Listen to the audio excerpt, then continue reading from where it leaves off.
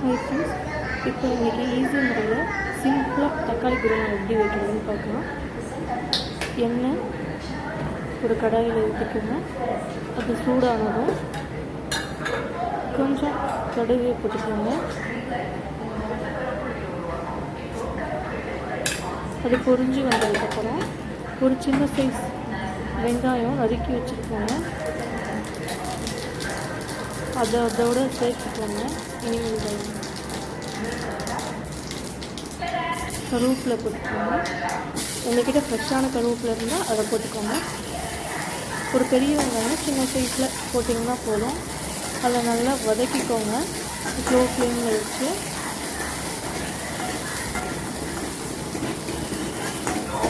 இப்போ பாருங்கள், நல்ல பொன்னிறமாக வதங்கினதுக்கப்புறம் ஒரு தக்காளி இதோட ஆட் பண்ணுவோம்.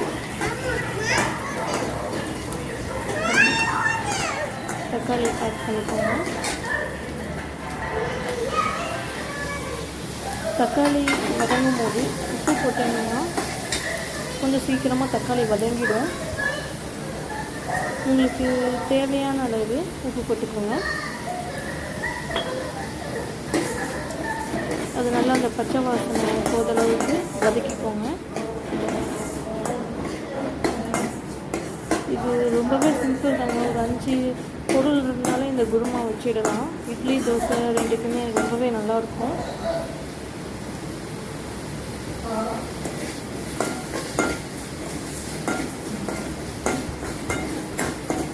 நல்லா வதங்கட்டும்.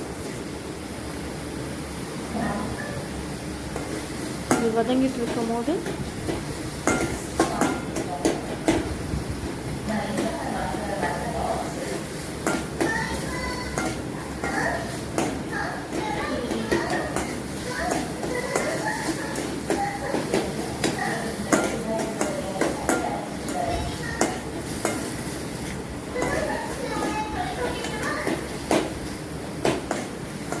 ஒரு டைம் ட்ரை பண்ணி பாருங்கள். ரொம்பவே நல்லா தான் இருக்கும்.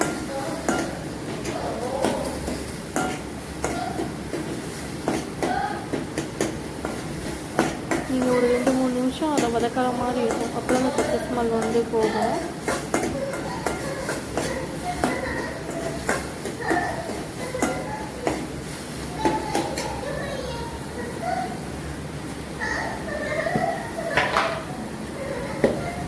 இதில் லைட்டாக கொஞ்சம் ஒரு சிட்டிகை மஞ்சத்தூள் போட்டுக்கோங்க. ஒரு 1/4 டீஸ்பூன் கொத்தமல்லி தூள், மிளகாய் தூள் போட்டுக்கோங்க. எங்கள் வீட்டு மிளகாய் தூள் வந்து கொஞ்சம் காரமாக இருக்கும், அதனால சின்ன ஸ்பூன் போட்டுக்கேன். உங்கள் வீட்டு மிளகாய் தூள் எப்படி இருக்குமோ அதுக்கேற்ற மாதிரி போட்டுக்கோங்க, உங்கள் காரத்துக்கு ஏற்றது போல். இது 3மே போட்டதுக்கப்புறம் பச்சை ஸ்மெல் போடுற அளவுக்கு நல்லா வதக்கிக்கோங்க அந்த மிளகாய் தூளோட.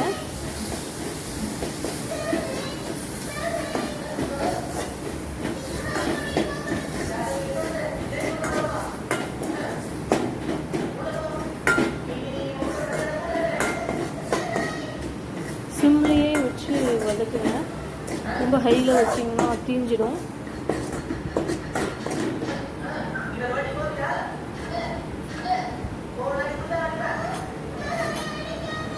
கொஞ்சம் தண்ணி ஊற்றணும் வேகிற அளவுக்கு. ஒரு 2 கிளாஸ் தண்ணி ஊற்றிக்கோங்க.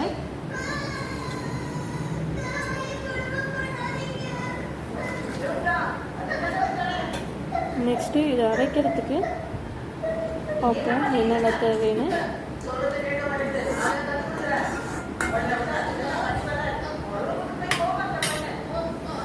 மிக்ஸி ஜார் எடுத்துக்கோங்க. இப்போ அதில்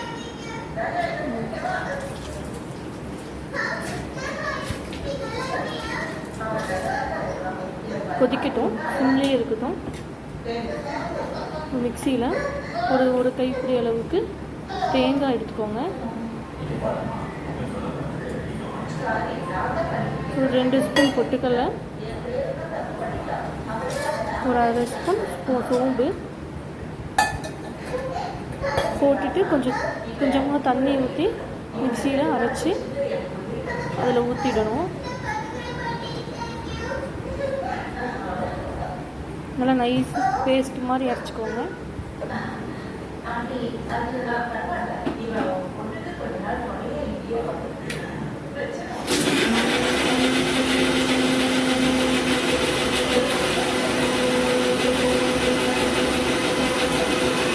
கொதிச்சதுக்கப்புறமா ஊற்றுவேன். அப்போ தான் அந்த மிளகாவோட மிளகாத்தூளோட ஸ்மெல்லு போயிருக்கும்.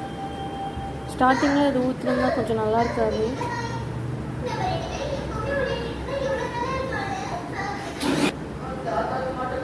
இப்போ நல்லா கொதிச்சிருச்சு. நம்ம அரைச்சி வச்ச தேங்காய் பேஸ்ட்டு இதோட ஆட் பண்ணிக்கலாம். அந்த மிக்ஸி ஜார்லேயே கொஞ்சம் தண்ணி ஆட் பண்ணி அதில் ஊற்றிக்கலாம்.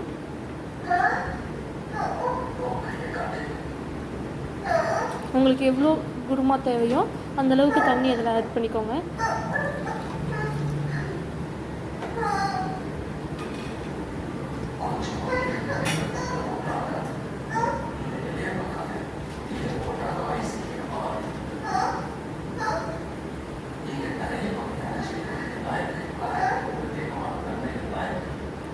நல்லா எல்லாத்தோட இந்த பச்சை ஸ்மெல்லும் போகிற அளவுக்கு கொதிக்கிட்டோம்.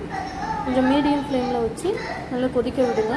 அப்பப்போ கிண்டி விடுங்க, இல்லைன்னா பொங்கி அந்த பொட்டுக்கல்லை போட்டிருக்கனால அந்த பொங்கி வெளியில் வந்துடும். கிண்டி விடணும்.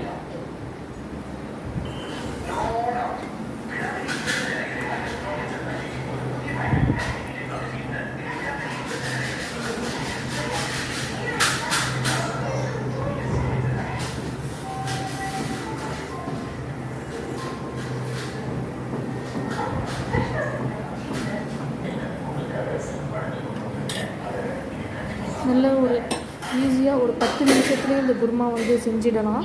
மீடியம் ஃப்ளேமில் வச்சு அப்பப்போ கிண்டி மட்டும் விடுங்க. உப்பு காரம் பார்த்துக்கோங்க.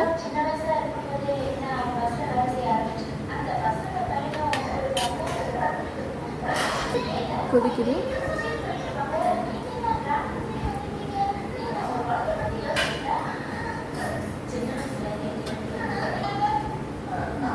இப்போ குருமா ரெடி ஆயிடுச்சு. ஆஃப் பண்ணிக்கோங்க. நான் இன்றைக்கி தோசை தான் ஊற்றிருக்கேன். தோசைக்கு அது குருமா சைடிச்சாக வச்சு சாப்பிட்டு பார்க்கலாம் எப்படி இருக்குன்னு.